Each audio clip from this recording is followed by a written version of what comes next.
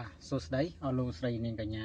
បាទនឹងមិត្តភ័ក្តិអស់ដែលនិយមតាមដានស្ដាប់និងទស្សនាវីដេអូនៅក្នុង Channel របស់ខ្ញុំបាទគឺ Channel បាទខា Technology បាទសូមស្វាគមន៍សាជាថ្មីបាទមកកាន់ Channel ខ្ញុំបាទអរគុណអ្នកទាំងអស់គ្នាដែលបានជួយគាំទ្របាទក៏ដូចជាចូលមកកាន់ទស្សនាក៏នឹងស្ដាប់ហើយព្រមទាំងចុច Subscribe Share Like បាទនៅវីដេអូរបស់ខ្ញុំបាទថ្ងៃនេះគឺខ្ញុំមានវីដេអូមួយចង់ចែករំលែក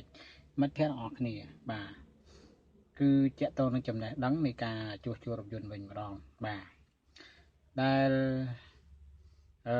ចំណេះដឹងខាងនេះគឺខ្ញុំចង់ចែករំលែកដល់អ្នកគ្នាអំពីនេះតាក់ទងទៅនឹងបាទ panel បាទ panel integrate នេះរបស់ការបញ្ជារបស់ AC បាទប្រព័ន្ធផ្សិតជៈនេះក៏ដំណើរការដែរបាទសូម្បីយើងបញ្ជាអីវាអត់ចេញដំណើរការទេគឺចេញតែភ្លើងបាទបៃតងដូចនេះបាទអញ្ចឹងនេះគឺបញ្ហាគឺខូចបាទខូច panel បាទ integrate ហើយនឹងមួយទៀតគឺខូចបាទខូចតាក់ទងទៅនឹង amplifier AC បាទ air conditioner បាទអញ្ចឹងខូចពីនឹងវាជាប់គ្នាអញ្ចឹងboard របស់ amplifier បាទរបស់ amplifier សម្រាប់បញ្ជាទៅលើប្រព័ន្ធផ្សិតជៈហ្នឹងគឺ aircon ហ្នឹងគឺនៅជាប់ជាមួយនឹងបាទ panel បាទ integrate ហ្នឹងបាទប្រព័ន្ធផ្សិតជៈហ្នឹងឥឡូវយើងមើលជាក់ស្ដែងនេះគឺខ្ញុំបញ្ជានេះវាដើរទេបាទអញ្ចឹងបញ្ជាតាណាក៏ដើរដែរផ្សិតជៈជាលទ្ធផលគឺអត់ត្រជាក់ទេបាទអញ្ចឹងគឺទៀមទាយើងដូរថ្មីតែម្ដងបាទហើយក្រោយពីដូរហើយខ្ញុំធ្វើការតេស្តឲ្យអ្នកទាំងអស់គ្នាមើលនេះគឺមិនទាន់ដូរបាទមិនទាន់ដូរទេ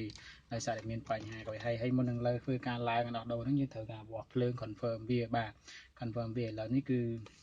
អត់ដើរទេសូម្បីបញ្ជាណាក៏អត់ដើរទេបាទគឺចេញតែភ្លើងពណ៌បៃតងទេគឺមុខងារផ្សេងៗគឺនៅនឹងអស់អញ្ចឹងបាទតកតងនឹងកំហុសខាតគឺមានបញ្ហានេះអញ្ចឹងនេះគឺតកតងទៅនឹងបាទបាទតកតងទៅនឹងបាទ amplifier បាទ amplifier សម្រាប់ air conditioner បាទនេះចឹងនេះគឺដែរ amplifier សម្រាប់ air conditioner ហើយមួយនេះគឺតកតងទៅនឹងបាទ panel បាទ panel integration បាទ panel integration បាទអញ្ចឹងដោយសារតែមានបញ្ហាពីរហ្នឹងដែលធ្វើឲ្យប្រព័ន្ធផ្សិតជៈបាទអត់ដំណើរការបាទ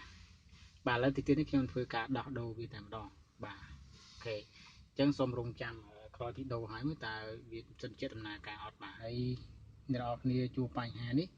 បាទសូមកុំភ្លេចបាទធ្វើតាមវីដេអូនេះទៅលោកនឹងទទួលបានជោគជ័យបាទលទ្ធផល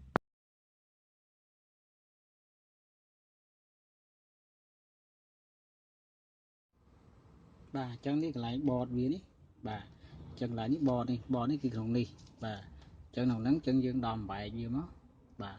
តើយើងធ្វើការដំបែកវាមកនេះដោះនេះចេញមកយើងបែកវាអញ្ចឹងវានៅជាប់គ្នាអញ្ចឹងណាបាទវានៅជាប់គ្នាតិចទៀតយើងនឹងបែកឲ្យធ្វើការដូរវាហើយ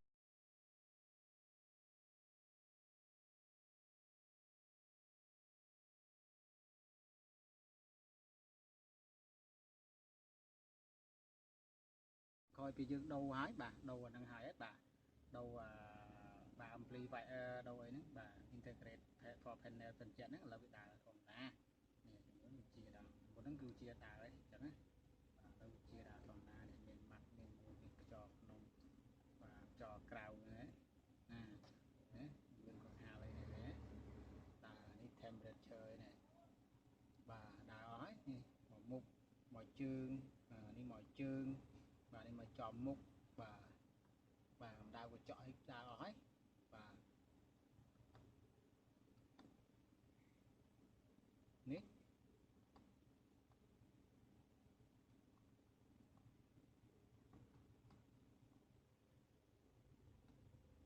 អូខេអញ្ចឹងនេះខ្ញុំចង់ confirm ឲ្យអ្នកនរគ្នាមើលទេតែក្រោយវីដេអូនឹងហើយមកវាដើរអញ្ចឹងបើសិនជាករណីឡានមានបញ្ហាដូចខ្ញុំប្រាប់ហ្នឹងគឺបងប្អូនអាចបែកដូរពីនឹងចោលទៅណាបាទ